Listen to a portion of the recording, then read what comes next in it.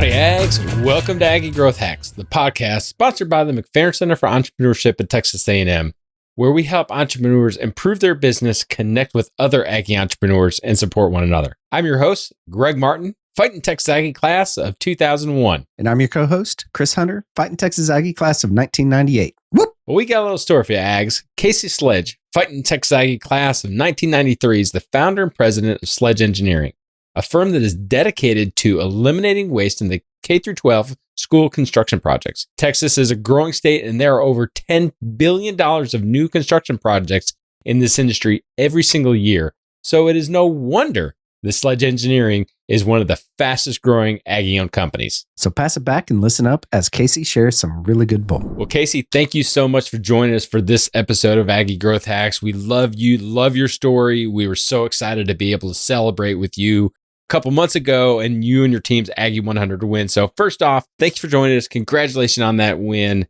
And we really appreciate your willingness to share your story and wisdom with us today. Well, I'm happy to be here. Thank you for that. And it's great to meet you guys. Let's kick it off. We love hearing old Ag stories. And as we continue to be out of college, we tend to miss it a little bit. Casey, what do you miss about no longer being a student at A&M? Well, being in my 20s would be great again, first of all. But hey, we tell our kids and everybody that's young and growing up and getting ready for that decision. College life is some of the best years, and college life at Texas A&M is fantastic. Certainly some of my best years. Had such a great time in college. It was a lot different coming out than I was going in. Like I think you ought to be or expect to be. Developed lifelong friendships there, learned about myself quite a bit, tried a lot of new things, met a lot of new people. I'm from a really small town. And so even 30 years ago, College Station was really huge to me. I think we had about 40,000 undergrads at the time, which was just a huge amount. Of course, today it's obviously a lot more than that. And then in my the cherry on top for me is I met my wife, class of 92 at A&M. And so, of course, that's been totally life-changing. But one connector for us that we're really enjoying right now, we have 4 children, and one is still in school in 8th grade, but the other 3 are all Aggies, and one of them is graduating. So awesome. Congratulations. Awesome. Yeah. So we've got a pretty maroon household. We're waiting on, personally, I'm waiting on my son's application at this point for that. So, yeah, for this next year, upcoming in fall 23. So best of luck. We know what that waiting is like. Yeah. It's hard. Perseverance. We tell all our kids and our kids' friends, there's many avenues to get there. And your path can be your path, but you can do it. Absolutely. Well, Casey, one of my favorite things about Aggie Growth Hacks is that I get to learn all of these really awesome entrepreneurial journeys from all these Aggie entrepreneurs. Why don't you tell us a little bit about your company and your entrepreneurial journey? Well, you bet. Mine might be a little interesting. I never had any entrepreneurial thoughts, even after college. The generation above mine, everyone worked 1 or 2 jobs their whole career. And that's what you did. And that's what I watched my whole life. And with my parents and my older siblings, you just picked your job and work. I thought I'd go to college and I might have a good job, but that's just what I would do. But I fell into city government really kind of by accident, just having some friends in the industry. When I graduated, the market was not like it is today. So I was trying to get a job. And after 10 years of being basically a city engineer for a couple of cities, it really just dawned on me almost overnight how much waste there was in the governmental and construction industries. It took me a while to realize that it was everywhere. I thought it was just where I was, but as I started to network and learn and, learn the vendors in this industry, it's just mind blowing. I mean, it was just really bothering me. And I realized I was only helping one city at a time when I was an employee there. And so took a deep breath and got with the wife and really thought about it a lot. We started Sledge Engineering to really, at the time, it was going to be to just help cities be smarter and more efficient and don't waste so much money, yet keep your projects good, save some taxpayer money. That felt good, right? Yeah, you bet. I mean, I don't like paying taxes either, right? So why don't we make it more efficient? What happened though is we learned really by accident, as wasteful as we thought cities might be, we got a call to look at a school construction project. It was drainage related, and we went and looked at it, and it took about one day for us to figure out there was a lot more money being spent with a lot less oversight than the K-12 school industry, even compared to cities. And so we really veered that direction. We got to know the K-12 industry, the education industry in Texas, and we've really been there ever since. And then we started growing the company just a little bit. And we definitely don't have any shortage of work. I don't think we could work ourselves out of our job. We tried, but I don't think we ever can. There's just too much out there. There's too much work and there's too much waste, frankly. And, another interesting thing about our goals are, of all the waste that's out there, the people that want to keep their hands on that money don't really like our approach. And so there's a lot of pushback, direct and indirect, for a lot of reasons. Some just entrepreneurial on their side and some worse reasons. So anyway, it's been an interesting journey, but that's kept our passion up. So Casey, as you kind of walk through this, so let's unpack that a little bit. So you have a very niche engineering firm that specializes in the design construction of schools. So where do you fit in that niche? Are you actually in the design project? Are you the project management during the construction? Does a city hire you? I know that's like 8 questions, but kind of tell us a little bit more. It's a great question, and one we have to answer quite frequently. First of all, is let us, we have to tell our client what our role is. And that's usually most of the battle is, well, other people say they're doing that already, you don't need to be here type thing. So our role is, would be working directly for the owner or the governmental entity, the city or the school district, and being an owner's representative of some kind for them. And we have various levels of services, but basically as a owner's project manager for the project is our really most common role. That's really what we've grown up on and what we've done for a long time, and how we've trained our staff to handle. If we're not there, the project goes on without us just fine. There's a design team, there's a construction team. It will keep going. So we don't have to be there. So it's a business challenge, right? We have to introduce the value before we're there and let them see the value, or convince them that value is valid. And almost every time, all the other vendors they either have talked to or considered are saying the opposite, because they generally don't want the fox watching the hen house. There's no gain to the vendors for us being there, but there might be some negativity. We're going to hold them accountable. And even if they're good vendors, they don't really want us to hold them accountable anyway. So it's a challenge. That was the toughest challenge to growth for us, really, was how do we convince people we're even needed? Wow. Yeah. So that's a really, really interesting niche there. So, and I'm going to dig further into that. What's been the craziest situation that you've ever been in? Because I can imagine just, Don't name, you don't have to name names. Yeah. We may have seen it in the news, but I don't. Well, okay.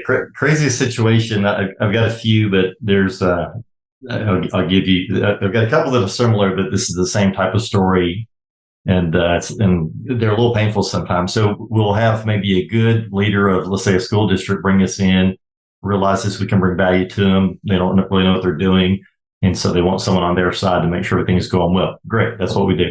And there's really big money in these projects. You've all seen school bond projects, so there's this one project in a really rural area, but they had run into oil money, and or at least they felt they had. They probably overspent, but they went and built a $50-something million high school. Today, that's not very much. It'd be about $150 million today.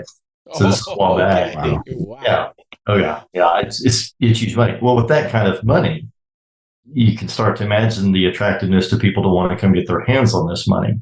All types, from a subcontractor to a general contractor, a designer, a school board member, whatever it is. I mean, we've all seen these headlines, school board member, city council member, indicted for whatever, some of the craziest, but really the craziest things we've dealt with have been based on people trying to take money. The toughest to deal with is fraud. Construction fraud is really difficult to catch and prove because there's so many contracts and monies moving.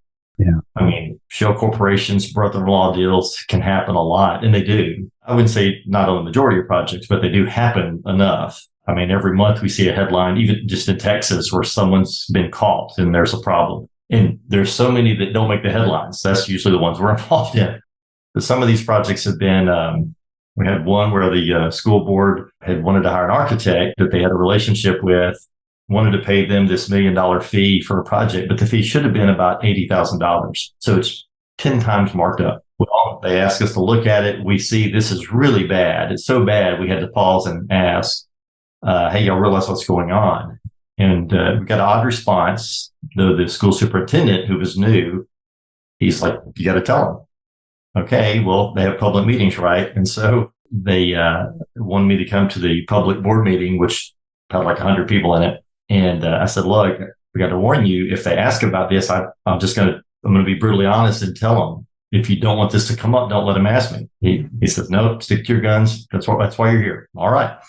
And so they asked me, and I tell them, and I'll like, you should not do this. You're just giving this away. And there's newspapers there and whatnot. And the design team is in the room, and, eye contact's getting a little tense. And the board pauses. And when I think it's going to be all the news and everybody's going to, have a gasp and the air's going to come out of the room, one of the board members votes to approve it, and they vote unanimously to approve that contract. Wow.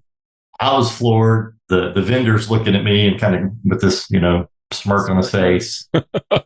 I didn't realize at the time what I was missing, but of course, work had been happening behind the scenes. Turns out they had a deal made. We got let go 2 days later, and so did the superintendent. And so the story, I mean, the point of that, and there's nothing else we could do, of course. I'm giving you like a horrible story, but as hurtful and no fun as that was, it also drives us to stay the course, if you will, because most of the time those work well and we prevent those bad things from happening. But it's out there. I mean, we've seen contractors turn in receipts for personal items. I mean, all kinds of things. Casey, knowing that you're in a really unique industry that's also very, very visible, how is being in that and the integrity that you have to have, how has that shaped your company? What are your company values, the things that you live by, and how has that really helped guide your growth and as you're leading your company? Well, yeah, great question. It certainly reminded us of our integrity and how key it is to not waver a bit.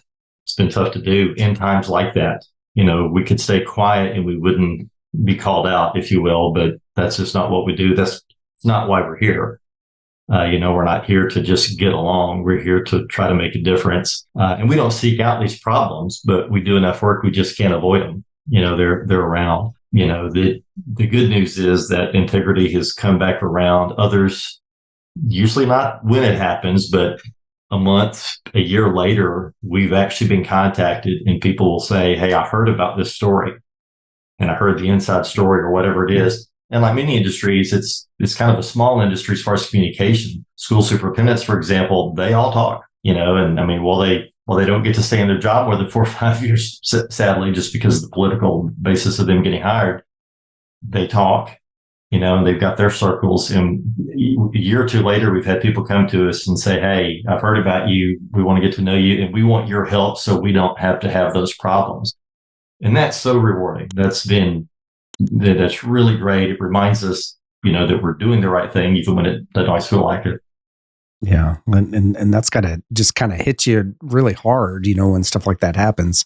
So shifting gears a little bit here, every business has their success story and how they got there in their journey, right?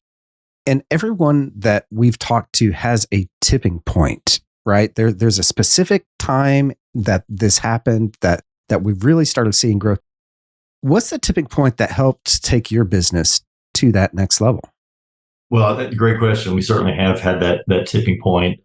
And I think I like to joke that I got my Barnes & Noble MBA. I don't have an MBA, but I used to read a lot of books starting out, how to run a business for dummies, that kind of thing. And a lot of it was just, droned on. But there was a few things, I read in one book that I have a contrarian personality in general, probably, tell me what I can't do. That's probably what I'm going to do. Or tell me I have to comply. I'm probably going to be looking for reasons why that's the case. It does help us with government, by the way, though. There's so much red tape, it also helps us go through it. But back to the tipping point, for us, it really got down to relationships. While we had figured out how to do this work and how to salvage this waste really pretty clearly, I really didn't have any doubts, or our confidence in that was really high. Problem was, like I mentioned earlier, it just becomes difficult to explain to people why our value is needed, or is that value real? Is that true? Are you really going to save 10% on our entire bond program? That doesn't seem realistic. Well, and then you throw in the vendors who tell them off to the side, oh, of course you don't need that. That's just, a waste of money and whatever, because they don't want us to be there. Even the ones that like us don't want us to be there, right?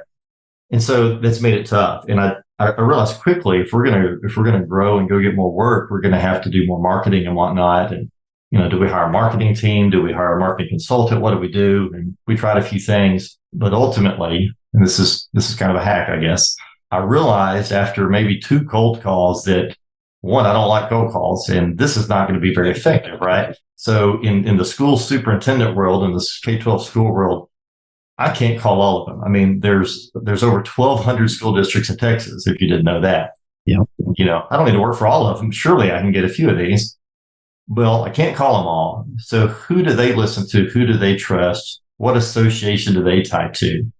And we found that there are 2 really strong associations. There's more than 2, but there's 2 primary ones that connect to schools. And so I thought, well, I don't know, let me see if I can deal with one of these associations. Maybe they'll listen. In summary, this is really a pretty unique story.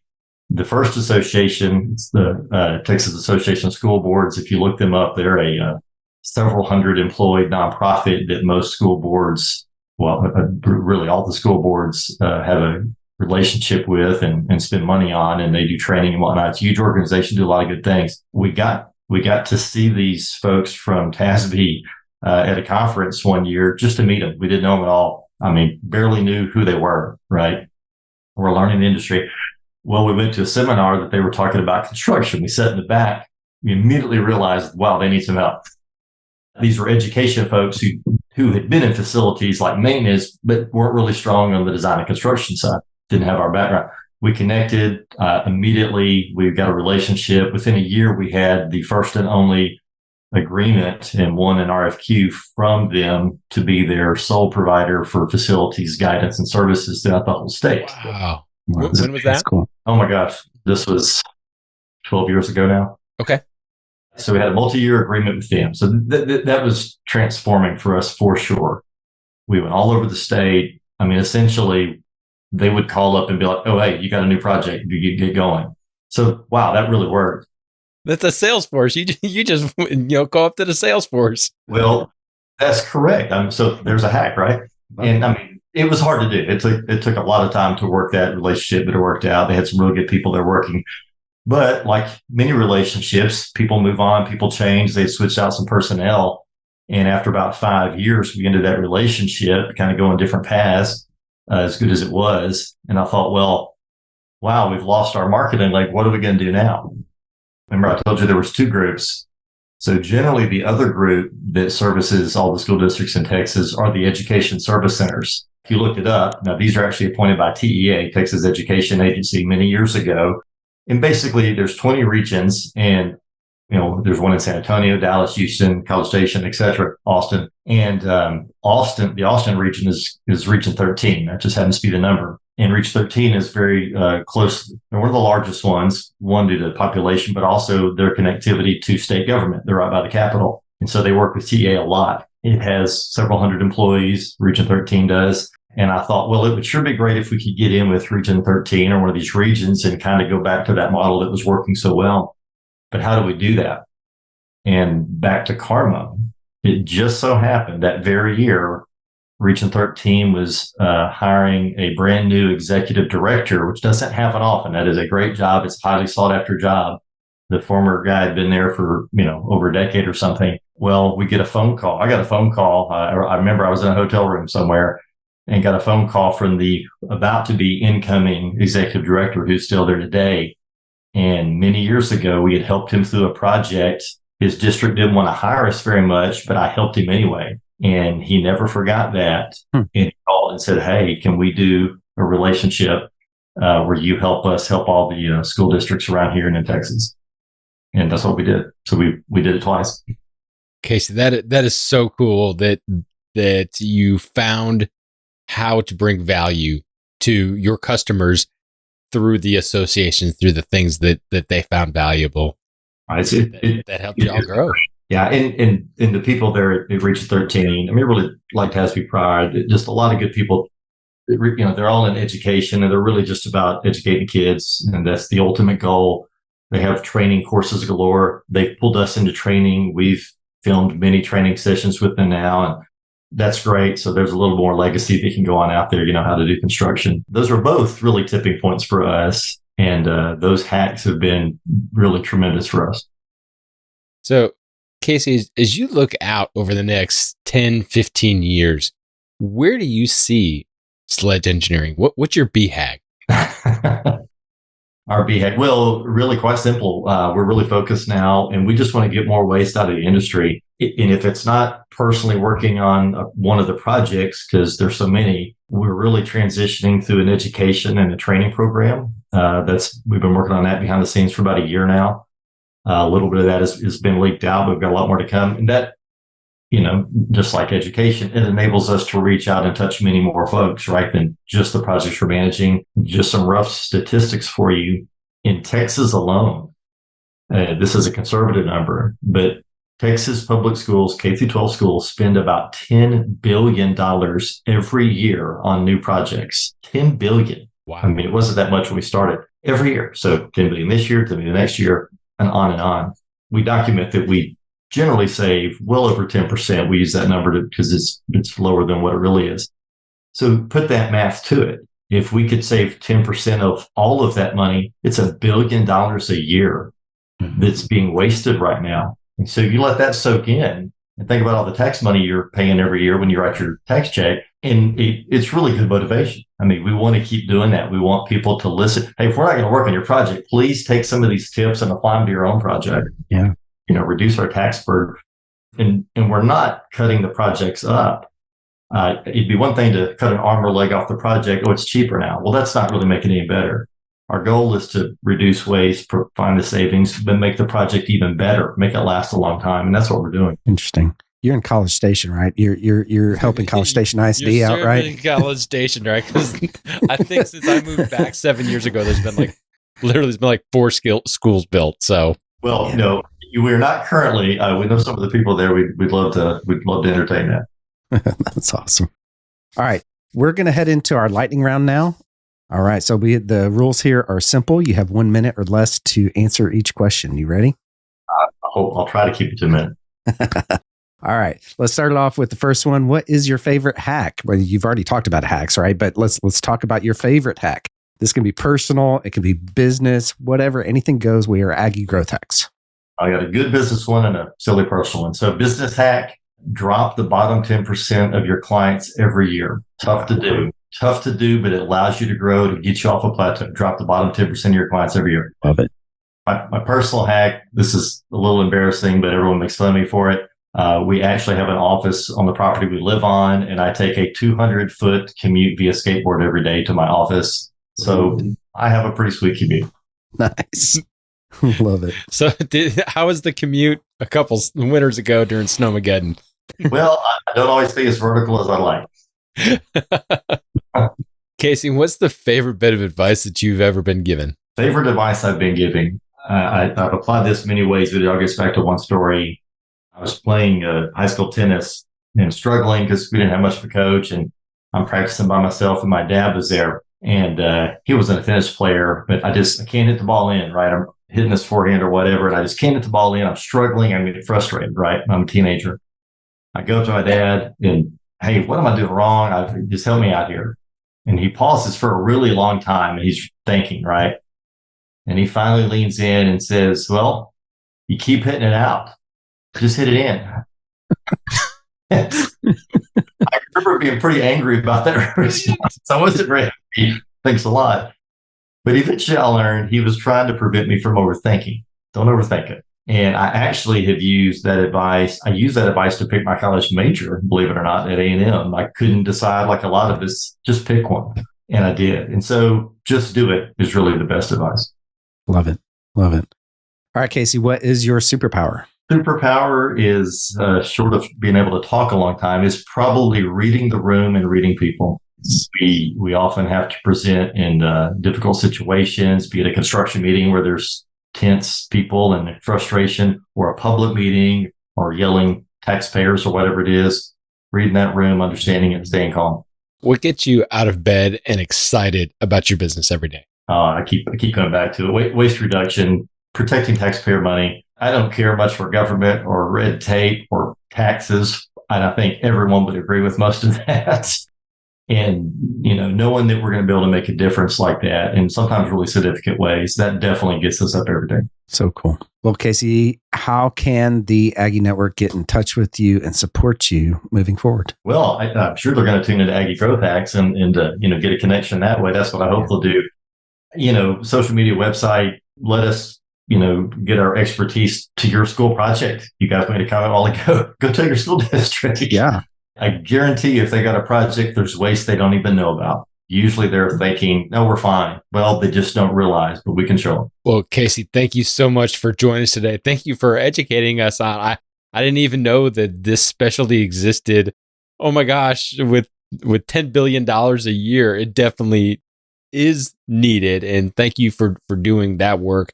Thank you for letting us learn about you and just share your story with the Aggie Growth Hacks family. My pleasure. Really enjoyed it. Well, how about that, Ags? Was that pretty awesome or what? I know that I took a lot out of that.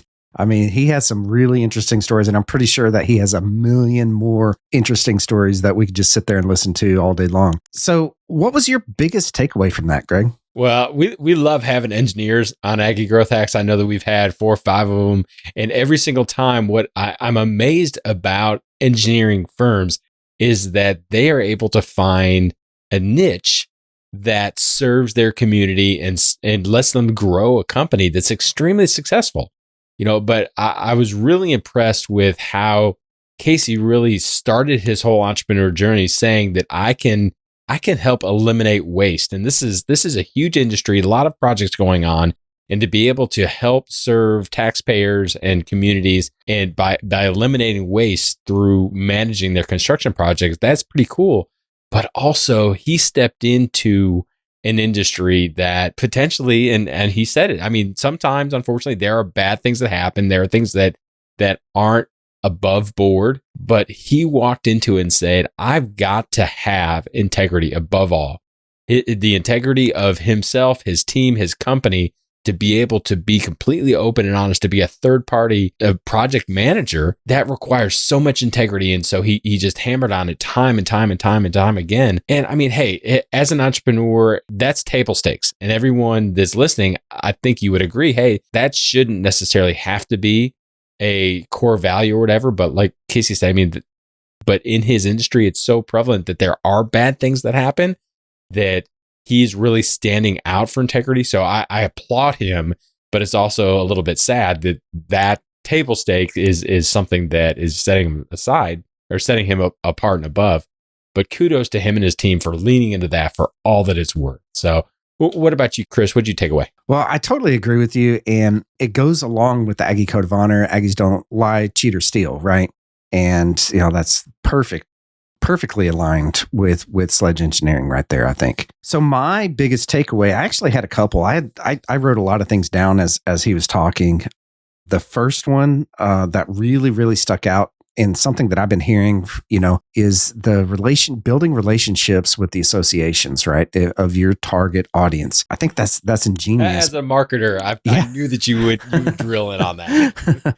But I think that's genius, right? I mean, that's the 80-20 rule of sales, and right is that you're using Pareto's law to do the one thing that can give you massive results, right? So I think that simply by doing that and attaching himself to those and really building those relationships within the associations that's awesome.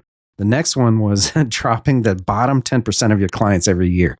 I think that's, and I've heard that before and I've done it before, but I haven't done it in a really, really long time. Sorry, clients, you're going to get on the chopping block there.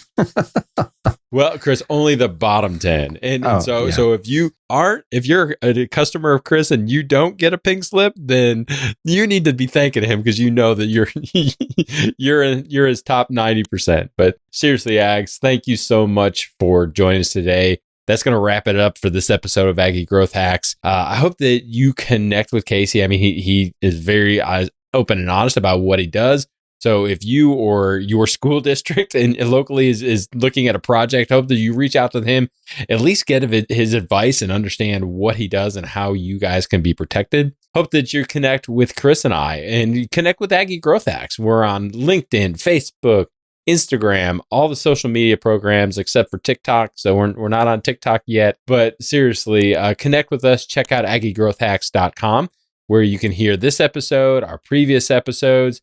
And finally, hope that you give a big thumbs up on the podcast app that you're listening to, like and share it so that we can get Aggie Growth Hacks out to many more people and connect other Ags. Well, Ags, we want to give a shout out to our sponsor, the McFerrin Center for Entrepreneurship at Texas A&M University. Since 1999, the McFerrin Center for Entrepreneurship has served as the hub of entrepreneurship for Texas A&M. If you're an Aggie entrepreneur or even an entrepreneur, head on over to their website right now and find a program that's right for you. Just go to aggiegrowthhacks.com/McFerrin. Well, Ags, join us next time when we connect with another great Aggie entrepreneur and learn how they hack their growth. Till then, I'm Chris Hunter. And I'm Greg Martin. Thanks and gig 'em.